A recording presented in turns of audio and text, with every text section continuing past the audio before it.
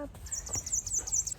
Ok guys, let's go pour une session confession intime. Foutez-moi la paix, m'en balle en main, bon Dieu. We run the town.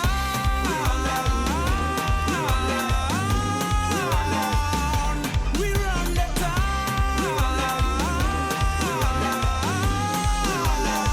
Stand up, we run the... J'ai tellement de choses à vous raconter. Alors, pour rappel, les confessions intimes, c'est en gros, je vous raconte comment ça se passe, mon retour au pays, mais sur du long terme, donc sur plusieurs mois. J'essaie de faire tous les trimestres, de sorte à pouvoir vivre des choses, déjà de un, prendre du recul par rapport aux choses, et ensuite vous synthétiser tout ça. J'ai cru que c'était... Ça va, c'est un rouge-gorge. Oh, j'ai tellement de trucs à vous raconter, mais tellement de trucs à vous raconter. Tout ce qui se passe, des trucs normaux, mais des trucs qui me prennent la tête de ouf, quoi. Janvier, j'avais plus du tout d'hésitation, c'est bon, je savais où je voulais vivre, c'était à Martinique, j'étais prête, c'est bon les gars, on y va, on lance le projet et on se met à fond là-dedans, j'étais à fond. Sauf que j'avais oublié une petite chose, c'était qu'il fallait déménager, et oui, et j'avais pris mon billet retour pour le 26 janvier, le 28 janvier, puisque je vous rappelle que j'étais partie pour le confinement à la base, j'étais censée rentrer le 7 décembre et j'ai repoussé mon billet au 26 janvier. Le 26 est arrivé et j'ai dû partir déménager, ça m'a saoulée parce que j'étais déterminée à lancer mon truc et tout. Nouvelle année, nouvelle résolution, nouveau planning, motivée à ce fuck, on y va. Je me suis fait ce serment-là, que je n'agirai plus sous l'influence de la peur, que je ne prendrai plus mes décisions parce que j'ai peur de quelque chose. Voilà, décision prise, serment fait, c'est bon, j'étais prête. J'ai dû partir déménager. Ça m'a ultra frustrée, mais bon, quand il faut y aller. Et un coup dur... Janvier, les gars, j'ai pris ma première balayette côté professionnel à laquelle je ne m'attendais absolument pas du tout, qui m'a fait du bien. Et si j'en ai tiré une leçon, c'est bien de faire ses affaires seul, de ne compter sur personne à part soi-même. Je ne peux pas vous raconter ce qui m'est arrivé. J'espère qu'un jour je pourrai. Un jour, si je peux, je vous raconterai. Je vous raconterai pas maintenant parce que là je peux pas me permettre de faire ça. Mais en tout cas, c'était la première fois que j'étais confrontée à la vieille mentalité antillaise légendaire, mais 2.0, parce que là c'était sous couvert de fausse sagesse, fausse bienveillance, puisque on est sur des gens qui sont des adeptes sudéi et de femmes d'influence. Donc je vous raconte pas, je vous laisse imaginer. La mascarade. C'est tellement superficiel qu'en fait dans le fond t'as toujours cette fucking mentalité de merde. Mais bon bref. Mais les gars, c'était... Ouais, j'ai pris ma première balayette et ça m'a fait mal. Je vais pas vous mentir, ça m'a fait mal. Mais ça m'a donné une envie de tout casser après. Genre vraiment, ça m'a donné un regain de motivation en mode pas de problème, ça y est. Ok, pas de souci. Y a pas de souci. Y a pas de souci. T'inquiète. À quoi je fais référence quand je dis vieille mentalité antillaise? Je parle de l'ego, à skip de la jalousie, mais j'ai un problème avec la jalousie dans le sens où ça me dérange un peu que dès que quelque chose se passe ou qu'il y a un désaccord ou qu'il y a un malentendu ou qu'il y a une dispute entre deux personnes, direct on parle de jalousie. Parce qu'on n'est pas forcément jaloux les uns des autres, t'as pas besoin d'être jaloux de quelqu'un pour pas aimer quelqu'un. Bref. À skip de jalousie, selon les dires de mon entourage. J'ai demandé à plusieurs personnes d'horizons différents, ils m'ont tous dit qu'ils pensent que c'est ça. Mais bon, on verra, je sais pas, je pense pas, mais bon. Je vais pas trop en dire, mais ça m'a fait mal. Et un jour, j'aimerais vous faire cette story time, je vais vous raconter, j'espère. Voilà, ça c'était pour janvier. Ah oui! Et côté parents et tout ça, ça va beaucoup mieux, bon là, on n'a qu'une seule option, hein, c'est la réussite sur ce projet-là, c'est fixé, donc on y va. C'était vraiment une phase. Et comme je le disais dans ma vidéo, je pense qu'au fond, les parents veulent toujours notre bien, même si le bien qu'on veut pour nous, c'est pas le bien qu'ils auraient voulu pour nous. Et puis, vu que c'est nos parents, ils ont été habitués pendant une bonne vingtaine d'années à faire les choix pour nous. Et donc, ils sont plutôt experts en ce qui s'agit de notre survie. Donc, du coup, ils se disent, si pendant 20 ans à te faire évoluer dans ce monde, je pense que j'ai mon avis à donner et tu devrais plutôt le suivre. J'ai 20 ans d'expérience dans le domaine. Mais moi aussi, je prends des décisions pour moi, tu vois. Et une fois qu'ils ont compris ça, franchement, là, ça va beaucoup mieux. Tout n'est pas rose, mais ça va beaucoup mieux. Si vous étiez dans mon cas, persévérez. Persévérez et votre entourage suivra. En tout cas, ceux qui vous aiment suivront. Même si c'est pas ce qu'ils auraient voulu pour vous, ils suivront.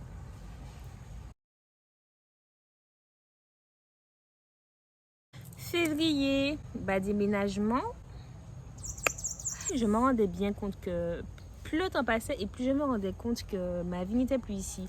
Alors forcément, il y a des choses qui vont me manquer, hein. Notamment la quiétude et le fait de vivre seule et de me gérer seule, ça va énormément me manquer. J'étais très attachée à mes affaires, matériellement parlant, j'étais très attachée à mes affaires, à mon canapé lit, super confortable, la sensation de la couette, mon Dieu, quand il fait froid, tu te mets sur la couette et tout, avec ton petit Netflix, c'est trop bien, et tes popcorn, c'est trop bien la couette, wesh. Ouais, toutes ces choses-là vont me manquer.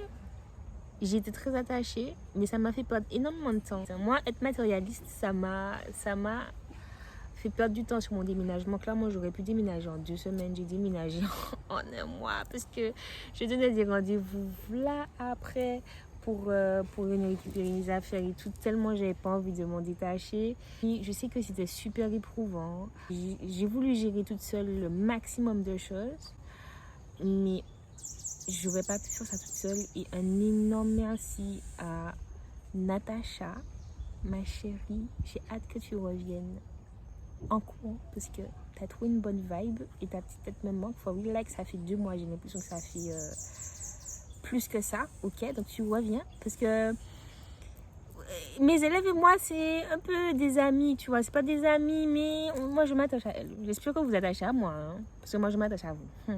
Bon, Natacha m'a énormément aidée pour faire passer mes cartons de chez moi à Orly, au fret. Anne-Laure m'a énormément aidée, la pauvre, parce que j'ai débarqué avec toutes mes affaires chez elle et ça l'a mis dans... C'est embarrassant, quoi, au sens propre du terme. Au sens propre du terme, c'est embarrassant, quoi. Et non, mais j'aurais pas pu faire ça toute seule. J'essaie de gérer le maximum de choses toute seule, mais j'aurais pas pu tout faire toute seule. Et merci aux gens qui m'ont aidé. C'est contradictoire avec ce que je viens de dire, hein, par rapport à janvier. Parce qu'en janvier, j'étais en mode, ouais, j'ai jamais à faire toute seule, fuck les gens, ils aiment trop être là, et puis après te prendre la tête et tout, machin, nanani, des cadeaux empoisonnés. En fait, je voyais des gens comme des cadeaux empoisonnés, mais pas du tout. Il y a des personnes qui sont vraiment bienveillantes. Voilà, il faut savoir faire la part des choses. Soit tu tombes sur une pomme pourrie, soit tu tombes sur un petit ange, et... j'ai quand même eu l'occasion de tomber plus sur des anges que sur des pommes pourries. Donc, c'est cool. Il fallait que je tombe sur une pomme pourrie pour me rendre compte que j'y suis bénie et que c'est pas tout le temps comme ça la vie. Et le déménagement, c'était chaud. À chaque fois que je voyais des cartons, j'avais envie de pleurer. J'en pouvais plus. J'avais l'impression que ça allait jamais se terminer. Je visualisais le moment où c'était terminé, que je rentre à Martinique, j'ouvrais les yeux, je pleurais parce qu'on n'était pas encore là en fait.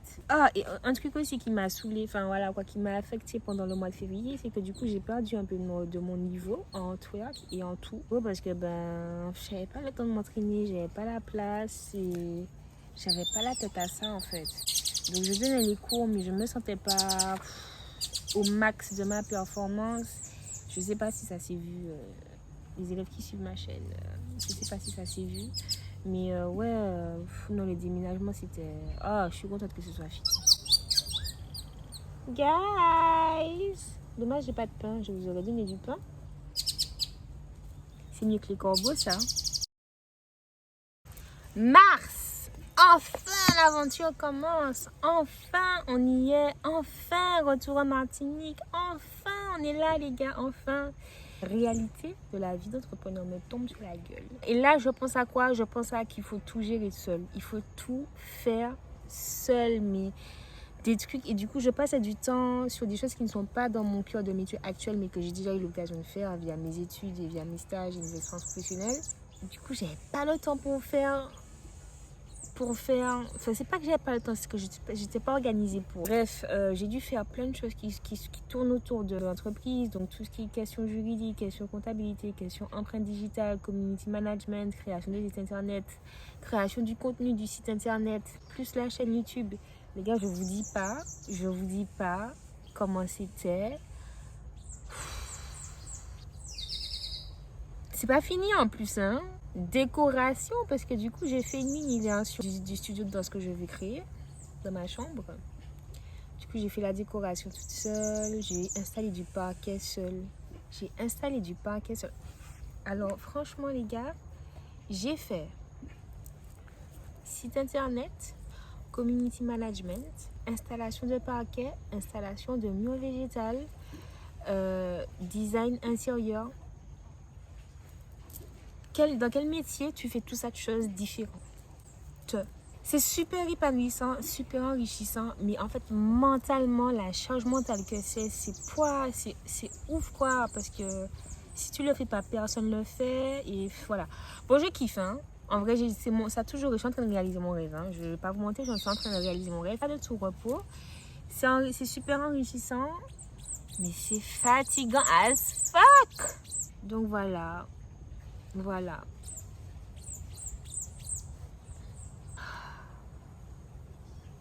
Mais bon, je suis contente.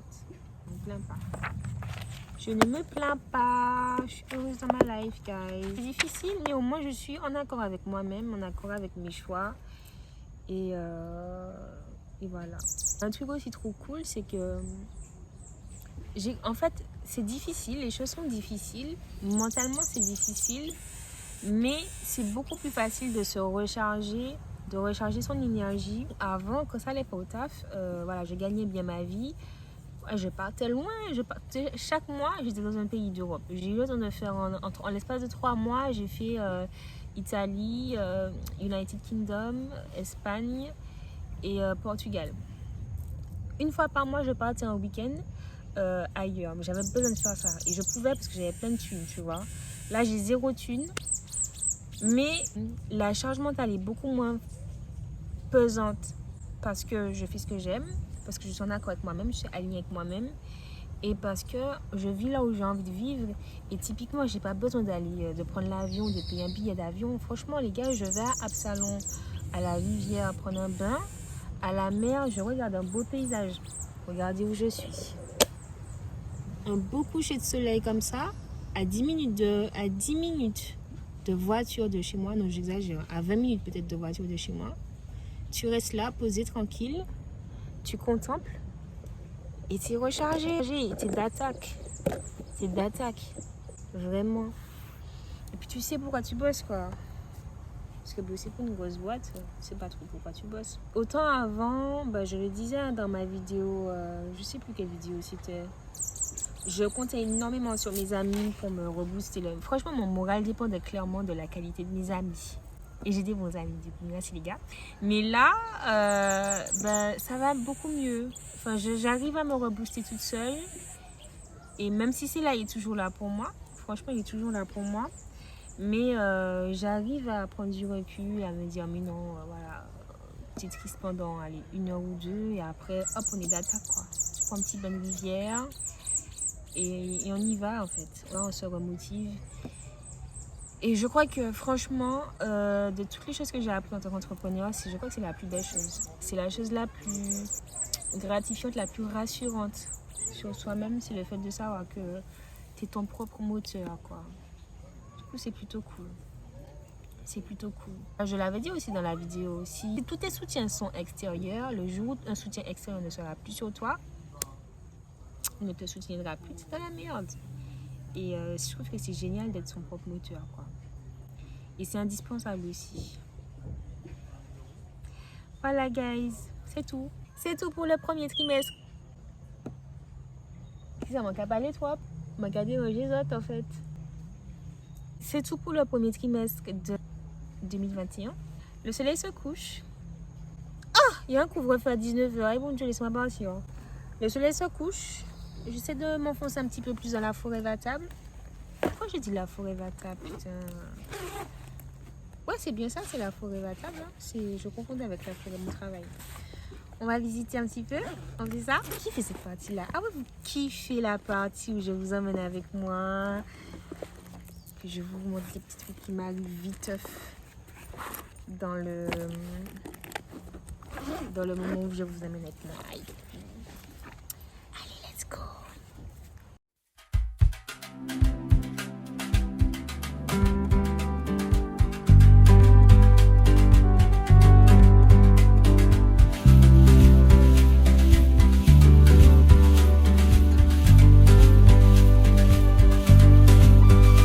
Puisqu'il honnête, puisqu'il l'argent qui bel grand, qu'est-ce qui plein fort madame.